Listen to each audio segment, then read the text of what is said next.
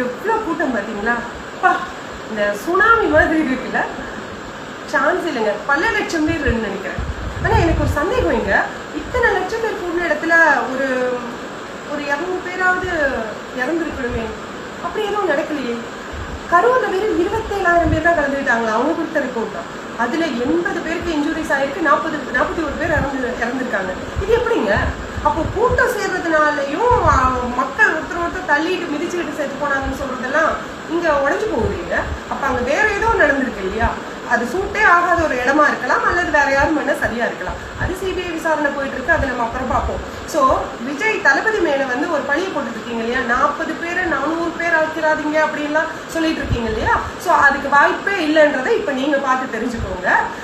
இன்னொரு அலிகேஷன் போட்டுட்டு இருக்கீங்க, த்ரிஷா பின்னாடி போயிட்டாரு, அதனால நாங்க ஓட் பண்ண மாட்டோம். உங்களுக்கு என்ன பிரச்சனை? உங்களுக்கு என்ன பிரச்சனை? யார் லைஃப்ல இன்னொரு அஃபேர் இல்லை?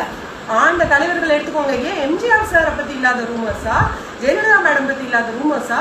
அவங்களாம் நல்லாட்சி கொடுக்கலையா என்ன? அவங்க அஃபேர்ல இருந்தாங்கன்றது உண்மையா கூட இருக்கட்டுங்க, அது அவங்க பர்சனல் லைஃப். அவங்க பொது வாழ்க்கையில எதுவும் பண்ணலையே, ரொம்ப சிறந்த ஆட்சி கொடுத்துட்டு போயிருக்காங்களே, அப்புறம் என்னங்க பிரச்சனை உங்களுக்கு? ஸோ ஒருத்தரோட பர்சனல் லைஃப்னு நம்ம பார்க்க ஆரம்பிச்சோம்னா இங்க இருக்கிற அத்தனை தலைவர்கள் மேலேயும் ஒரு ரூமர் இருக்கு. அது ரூமரோ உண்மையோ அது நமக்கு தேவையில்லாத விஷயம். அப்ப அப்படி பார்த்தா பேச தகுதியே யாருக்குமே கிடையாது, எந்த கட்சி தலைவருக்குமே கிடையாது.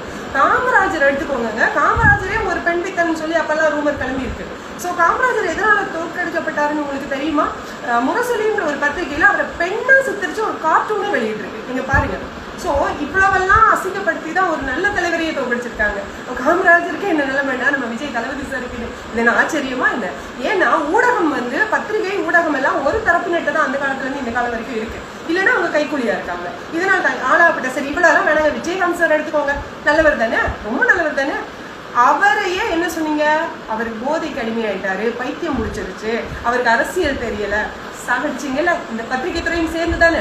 அப்போ ஒருத்தர் நல்லவரா கெட்டவரா சித்தரிக்கிறது வெறும் சோசியல் மீடியா மட்டும்தான். அவரோட கேரக்டரை இங்க ஜட்ஜ் பண்ண யாருக்கும் எந்த தகுதியும் இல்லை.